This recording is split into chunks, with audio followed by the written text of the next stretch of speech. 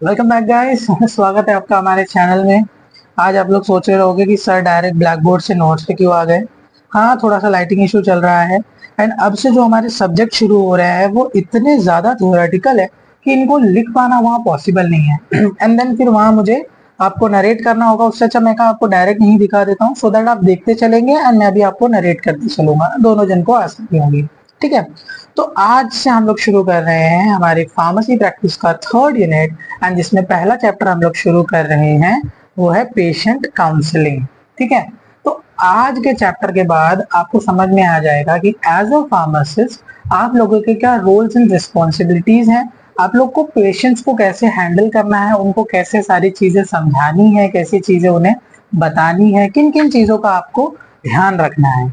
ठीक है, तो पेशेंट काउंसलिंग का सिंपल मैं जैसे कॉन्सेप्ट समझाता हूँ, अगर कॉन्सेप्ट समझाऊं तो पेशेंट को मेडिकेशन इंफॉर्मेशन देना। ठीक है, वो कैसे उसको यूज करना है, उसके साइड इफेक्ट क्या है, कैसे प्रिकॉशन लेने हैं, क्या स्टोरेज है, क्या डाइट है, लाइफस्टाइल में क्या क्या चेंजेस करने पड़ेंगे आपको, यही सारी चीजें पेशेंट को बतानी है। तो बस डेफिनेशन भी यही कहती है कि uh patient counselling is defined as providing information. ठीक है, इंफॉर्मेशन प्रोवाइड करना orally, written form to the patient और देयर रिप्रेजेंटेटिव, पेशेंट को और जो उनके साथ आए हुए हैं, on direction of use, advice on side effect, precaution, storage, diet and lifestyle modification. मतलब टोटल इंफॉर्मेशन जो कुछ हम एक पेशेंट को या उनके रिप्रेजेंटेटिव को दे सकते हैं वो सारी चीजें हमें बतानी है। एंड यही प्रोसेस को हम पेशेंट काउंसलिंग कहते हैं। उनको सारी बातें समझाना, मेडिसिन के बारे में उनको सारी इंफॉर्मेशन देना। ठीक है, या तो आप लिख के दे दो या तो ओरली दे दो। ठीक है, किसको, उन पेशेंट को या रिप्रेजेंटेटिव को, किस बारे में, कैसे यूज करना है, उसका साइड इफेक्ट क्या हो सकता है, प्रिकॉशंस हमें क्या क्या लेने हैं, स्टोरेज कंडीशन कैसे, उसको रखना कैसे है। कुछ ड्रग्स को ठंडे कंडीशन में रखना रहता है, कुछ को नॉर्मली रखना है, कुछ को सनलाइट, डायरेक्ट सनलाइट से प्रोटेक्ट करना है, कुछ को एक्सेसिव हीट से प्रोटेक्ट करना है। तो ये सारी चीजें हमें उन्हें बतानी होगी और एल्स उनकी मेडिसिन खराब हो जाएगी। राइट, बस। अब क्यों करना है पेशेंट काउंसलिंग, पेशेंट काउंसलिंग क्यों जरूरी है, इसका ऑब्जेक्टिव क्या है? ताकि पेशेंट को मेडिकेशन की वेलबिंग हो जाए। मतलब जैसे जो ड्रग दे रहे हैं हम, तो वो उसका इंपॉर्टेंस क्या है। ठीक है, और उसके वजह से पेशेंट का वेलबिंग हो जाएगा। मैंने गलत बोल दिया पहले। वो क्या कह रहा है, इंपॉर्टेंस ऑफ मेडिकेशन, मेडिकेशन की इंपॉर्टेंस समझाने के लिए फॉर हिज वेलबिंग। ठीक है, पेशेंट की अच्छाई के लिए हमें उसको मेडिकेशन का इंपॉर्टेंस बताना पड़ेगा। ठीक है, दूसरा कारण क्या है पेशेंट काउंसलिंग का, क्यों जरूरी है ये? ताकि हम वर्किंग रिलेशनशिप बता सकें और कंटिन्यूअस इंटरेक्शन, कंसल्टेशन कर सकें पेशेंट के साथ में। ठीक है, हमें पेशेंट के साथ इंटरैक्ट करना है, उनको कंसल्ट करना है। ठीक है, पेशेंट की अंडरस्टैंडिंग के लिए। ठीक है, और ताकि जो साइड इफेक्ट आने वाले हैं या हो सकते हैं वो सुधर जाएं। Better patient compliance. ठीक है, अगर हम उन्हें प्रॉपर गाइडेंस देंगे तो पेशेंट कंप्लायंस होगा, वो इजीली ड्रग खा लेंगे, इजीली चीजें कंज्यूम कर लेंगे, उन्हें भी कोई प्रॉब्लम नहीं होगी। ठीक है, नेक्स्ट क्या कह रहा है, कहाँ गया, मुझे कैमरे में भी देखना पड़ रहा है ना। ओके, ये वाली line, patient become an informed, efficient, active participant in the disease treatment, self care, management. अब देखो, जब आप पेशेंट को प्रॉपर इन्फॉर्मेशन दे दोगे तो वो भी एक्टिव पार्टिसिपेंट बन जाएगा अपनी डिजीज को ट्रीट करने में। उसे भी समझ में आएगा कि ओके, मेरी डिजीज क्या है, ये कैसे ट्रीट होगी, मुझे क्या क्या चीजों का ध्यान रखना है ताकि मैं ठीक हो पाऊं। ठीक है, अब देखो क्या कह रहा है, the pharmacist should perceive a professional who offers pharmaceutical care. हमें एज अ फार्मासिस्ट एक प्रोफेशनल के जैसे दिखना है जो कि एक फार्मास्यूटिकल केयर हमें उन्हें पेशेंट को ऑफर करता है, मतलब एक प्रोफेशनल की तरह उन्हें ट्रीट करना है। इसलिए भी ऑब्जेक्टिव आता है हमारे पेशेंट काउंसलिंग का। अब क्या कह रहा है, drug interaction and adverse drug reaction should be prevented.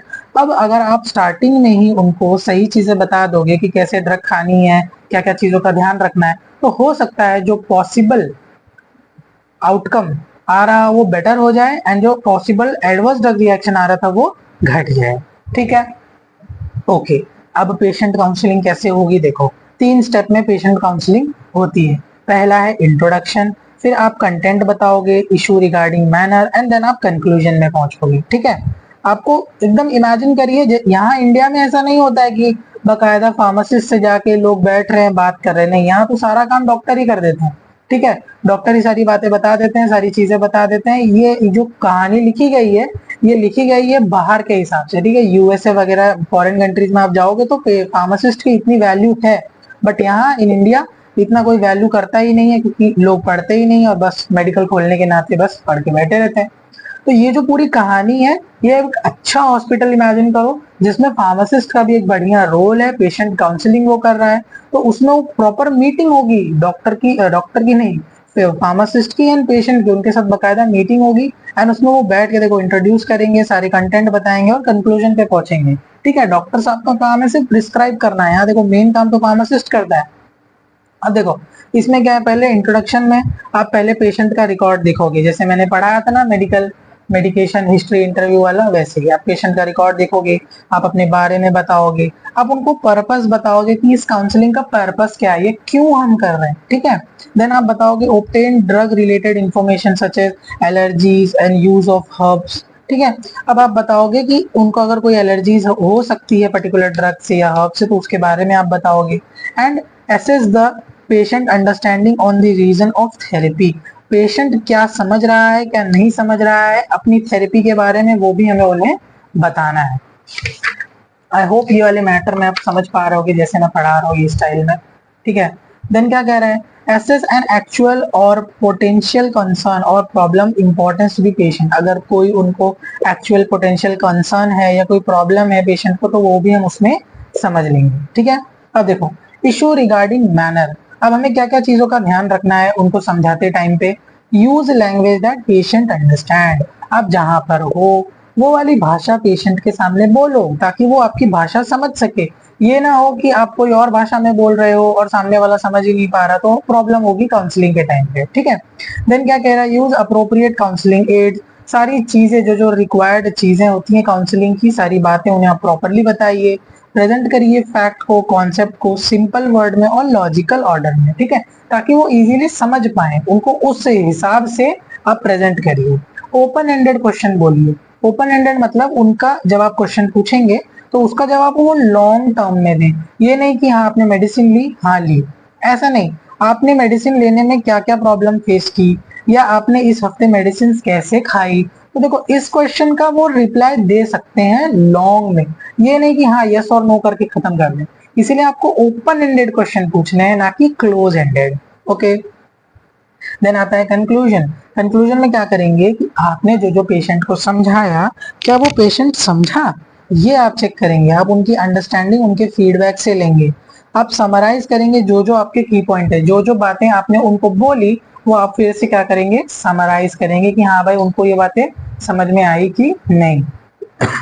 Then give opportunity patient put forward his concern, अब अगर पेशेंट को अगर कुछ बातें रखनी है या कुछ बातें उनको बोलनी है, तो आप उनको बोलने का मौका दीजिए। And then help the patient to plan to follow up, यहाँ हाँ प्लान का स्पेलिंग शायद गलत लिखा हुआ है, आप उनको प्लान नहीं, सही है भाई, आप उनको सही देंगे, क्या देंगे, आप प्लान देंगे कि आपको कैसे कैसे फॉलो अप करना है, ओके। आप देखो who and when to concern, किसको और कब कंसर्न करना है। देखो आइडियली क्या क्या होता है ना कि किसी किसी को हमें ज्यादा बताने की जरूरत पड़ती है एंड किसी किसी को कम बताने की जरूरत पड़ती है, ठीक है। जैसे स्टूडेंट होते हैं, कुछ बच्चे पहले से पढ़ के आते हैं तो हमको ज्यादा समझाने की जरूरत नहीं पड़ती, एंड कुछ बच्चों को हमें काफी सारी चीजें समझाने की जरूरत पड़ जाती है।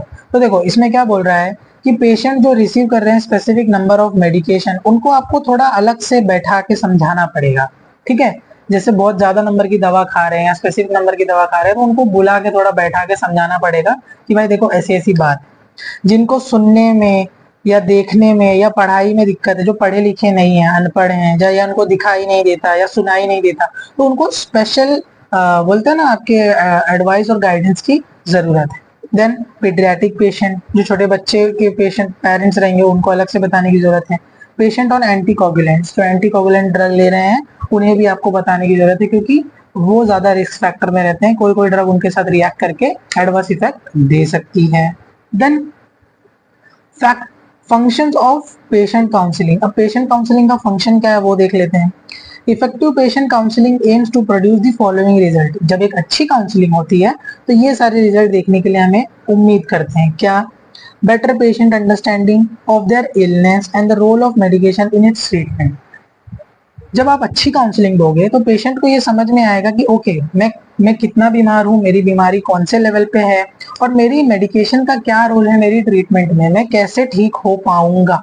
आप अगर अच्छी काउंसलिंग देंगे तो उनको ये बातें सारी समझ में आएंगी। Okay, then improve medication adherence. जैसे कि मैंने मेडिकेशन एडहेरेंस वाले पूरे चैप्टर में ये बताया था कि अपने पेशेंट को दवा दी और वो ईमानदारी से अगर खा ले तो उसे कहेंगे मेडिकेशन एडहेरेंस। तो जब आप उनको सारी बातें अच्छे से समझाओगे तो वो प्रॉपरली मेडिकेशन का इंटेक करेंगे एंड इंप्रूव होगा medication adherence. More effective drug treatment, जब अच्छे से बताओगे तो अच्छी ड्रग ट्रीटमेंट होगी, है ना। एडवर्स इफेक्ट या अननेसेसरी हेल्थ कॉस्ट कम होगा, उसकी क्वालिटी अच्छी होगी। Better coping strategies to deal with the medication related adverse effect. Coping strategies मतलब अगर कोई एडवर्स इफेक्ट हो गया तो उसकी स्ट्रेटेजीज अच्छे से बन जाएंगी। Improve professional rapport between the patient and pharmacist. Patient और फार्मासिस्ट के बीच में एक अच्छा प्रोफेशनल रैपोर्ट बनेगा। Then patient who should always be consulted, यहाँ लिखा कौन से पेशेंट्स को हमें हमेशा कंसल्ट करनी है। जो कंफ्यूज पेशेंट है विद देयर केयर गिवर्स, जो उनके साथ जिनको उन्हें देना है केयर और बहुत ज्यादा कंफ्यूज रहते हैं, उनको हमें अलग से स्पेशल कंसल्ट देने की जरूरत है। पेशेंट जिनको सुनाई या दिखाई नहीं देता, जिनकी पढ़ाई कम है, लिटरेसी रेट कम है, ठीक है, जिनका बार बार डोज चेंज होते रहता है। नए पेशेंट अगर आए हैं, पहली बार दवा ले रहे हैं तो उन्हें बताने की जरूरत है। अगर चिल्ड्रंस है, पेरेंट के लिए दवा ले रहे हैं तो उन्हें बताने की जरूरत है। ठीक है, patient receiving medication with special storage requirement complicated direction. अब भाई कोई दवा है जिसको बहुत स्पेशल कंडीशन में रखने की जरूरत पड़ रही है या उसको आप बहुत कॉम्प्लिकेटेड डायरेक्शन है, तो उनको बुला के बैठा के बताओ कि भाई देखो ऐसे ऐसे दवा आपको खानी है, ठीक है, स्पेशल केयर उनको देने की जरूरत पड़ती है। Then patient who should be consult at certain interval. अब देखो कुछ ऐसे पेशेंट्स रहेंगे जिनको बार बार नहीं, हर बार नहीं, बट एक पर्टिकुलर इंटरवल ऑफ टाइम के बाद आपको बुला के उनको बताना पड़ेगा कौन से पेशेंट है। आपके सामने लिखा है देखो, अस्थमैटिक पेशेंट, डायबिटिक पेशेंट। यहाँ पेशेंट जो 4 से ज्यादा दवा ले रहे हैं एक टाइम पे, पेशेंट जो मेंटली इल हैं, जो दिमाग से थोड़े बीमार हैं, या पेशेंट विथ अप्लायंसेस, जैसे कि किसी को ईओ की मशीन होती है ना, या जो अस्थमा वाले होते हैं तो ये लोग अप्लायंसेस यूज करते हैं अपनी ट्रीटमेंट में, तो उनको भी आपको कुछ कुछ इंटरवल के बाद काउंसलिंग की जरूरत पड़ती है। जो एपिलेप्टिक पेशेंट होते हैं, ऐसे पेशेंट जिनको स्किल की कंप्लेन्स हैं, ऐसे पेशेंट जो ड्रग का मिसयूज कर रहे हो, ठीक है, ड्रग एडिक्ट हो, उनको आपको समझाने की जरूरत पड़ेगी। देन पेशेंट हुआ टर्मिनली इल, जो कभी कभी ज्यादा बीमार हैं, उनको भी आपको थोड़े थोड़े इंटरवल पे किसकी जरूरत है, काउंसलिंग की जरूरत होती है। आई होप समझ में आ रहा होगा। देखो सामने लिखा हुआ है तो आपको भी समझने में आसानी होगी। जब मैं ब्लैक बोर्ड पे लिख के इसमें पढ़ता हूँ तो आपको समझ में नहीं आता कि सर कहाँ से बोल रहे हैं, क्या बोल रहे हैं, है ना। अब बात करते हैं काउंसलिंग एरिया की, वो एरिया जहाँ पे आप उनको काउंसलिंग दोगे।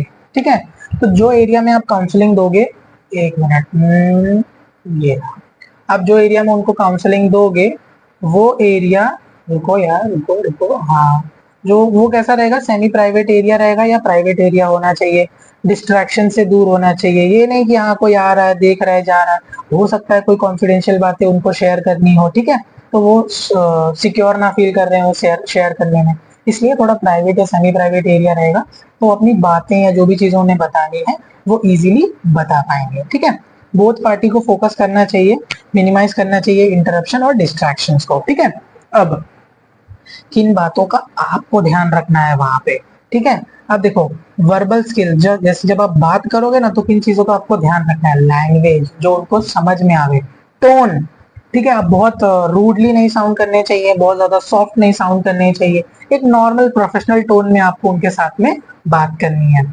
वॉल्यूम, ठीक है, कितना ऊंचा बोल रहे हो, कितना धीमे बोल रहे हो, है ना, नॉर्मल टोन में बोलो। बहुत ज्यादा तेज चिल्ला के बोलोगे तो वो भी बोलेगा ये चिल्ला का हो रहा है भाई, बहुत ज्यादा धीमे बोलोगे तो उनको सुनाई ही नहीं देगा। स्पीड, कौन सी स्पीड में आप बात कर रहे हो, बहुत तेज बोल दोगे तो समझ में नहीं आएगा, धीरे धीरे बोलोगे तो शायद बोर हो जाए, तो एक ऑप्टिमम स्पीड में देखिए, कैसा पेशेंट है वो देखिए, वो सारी चीजें देख के आपको बातें करनी है। ठीक है, नॉन वर्बल स्किल में आता है फेशियल एक्सप्रेशन, प्रॉक्सिमिटी। अब देखो बातें तो आप बहुत अच्छी कर रहे हो, सही कर रहे हो, लेकिन वियर्ड वियर्ड अगर फेशियल एक्सपीरियंस नहीं फेशियल एक्सप्रेशंस दोगे तो उसको प्रॉब्लम होगी कि भाई ये ऐसे वियर्ड से शक्ल क्यों बना रहे है ना। अब देखो खत्म होने वाला है। आता है steps during the patient counselling. Patient counselling के टाइम क्या क्या स्टेप्स हमें फॉलो करने हैं। इंटरेक्शन के टाइम पहला तो preparing for the session and opening the session. आपको पहले खुद प्रिपेयर होना है सेशन के लिए, इस सेशन के लिए आपको ओपनिंग करनी है। क्यों? क्योंकि जो काउंसलिंग का कंटेंट है वही है heart of the counselling session. आप वहां बोलने क्या वाले हो? बुला तो लिए पेशेंट को, राइट, बुला लिए, सामने बैठे हैं, पीछे मैंने जितनी बातें बताई है सारी बातें भी आपने उससे कर ली, बट आपका बोलने क्या वाले हैं, आप उसमें बोलेंगे क्या, क्या टॉपिक जो कॉमनली आप कवर करेंगे एज अ फार्मासिस्ट। तो ये रहे आपके टॉपिक्स। ये देखिए, name and strength of medication. आप नाम बताओगे और स्ट्रेंथ बताओगे मेडिकेशन का कि क्या है ये, reason why it has prescribed and how it work. ठीक है, नाम बताओगे दवा का और स्ट्रेंथ बताओगे मेडिसिन की कि देखिए इतने इतने एमजी की इतनी पावरफुल ड्रग है, इसको आपको क्यों लिखा गया है और ये कैसे काम करता है। देखो अब एकदम फार्माकोलॉजी नहीं झाड़नी है वहां पे कि देखो सर ये ऐसे ऐसे जीपीसीआर से काम करता है, नहीं, आप उनको बेसिक टर्मिनोलॉजी बता दो कि हाँ ये ऐसे है इस चीज के लिए इस चीज के लिए। Okay, how to take medication, कैसे लेनी है कब लेनी है वो सारी बातें बता दो, कितना ड्यूरेशन के लिए लेनी है, कितनी बेनिफिट होगी उससे, क्या क्या पॉसिबल एडवर्स इफेक्ट हो सकते हैं। ठीक है, पॉसिबल मेडिकेशन और डाइटरी इंटरेक्शन, अगर इस दवा के साथ इसको लेंगे तो क्या होगा या इस डाइटरी चीजों के साथ खा लेंगे तो क्या दिक्कत होगा, वो बातें बता दो। Advice on correct storage. ठीक है, अब अगर किसी ड्रग को कोल्ड में रखना है, वो बाहर रख दिए, डायरेक्ट सनलाइट के कांटेक्ट में रख दिए तो भी प्रॉब्लम क्रिएट हो सकती है। Minimum duration which required to show therapeutic benefit. अब जैसे हम छोटा सा कोई नया काम नया स्टार्ट करते ही हम लोग नहीं रिजल्ट के चक्कर में पड़ जाते हैं कि रिजल्ट नहीं आया, रिजल्ट नहीं आया, रिजल्ट नहीं आया, वैसे नहीं करना है। उनको बताना है कि आप जब ये दवा खाना शुरू करेंगे तो इतने दिन में आपको थेरेप्यूटिक बेनिफिट्स देखने मिल सकते हैं। What to do if dose is miss, अगर दवा भूल गए खाना तो क्या करना है। ठीक है, स्पेशल मॉनिटरिंग रिक्वायरमेंट्स, अगर कुछ स्पेशल मॉनिटरिंग रिक्वायरमेंट्स है ब्लड टेस्ट वगैरह तो वो बताना है। Arrangement for obtaining further supply, आगे जब दवा खत्म हो जाएगी तो क्या अपने को ध्यान रखना है, वो सारी चीजें। लास्ट में कंक्लूजन क्या कह रहा है, पेशेंट काउंसलिंग एक पार्ट है गुड मेडिकेशन का। A good counselling can provide a good patient medication. अच्छी काउंसलिंग दोगे तो अच्छी मेडिकेशन वो प्रोवाइड होगी। समझ गए? होप करता हूँ समझ गए होगी। पेशेंट काउंसलिंग मतलब आपको डॉक्टर के जैसा अच्छी अच्छी बातें उनको बतानी है, सारी चीजें। देखो यहाँ डॉक्टर का तो कोई काम ही नहीं है, बट क्या करें, इंडिया है ना। तो ये हुआ हमारा पहला चैप्टर खत्म, पेशेंट काउंसलिंग। मिलते हैं आपसे नेक्स्ट चैप्टर में।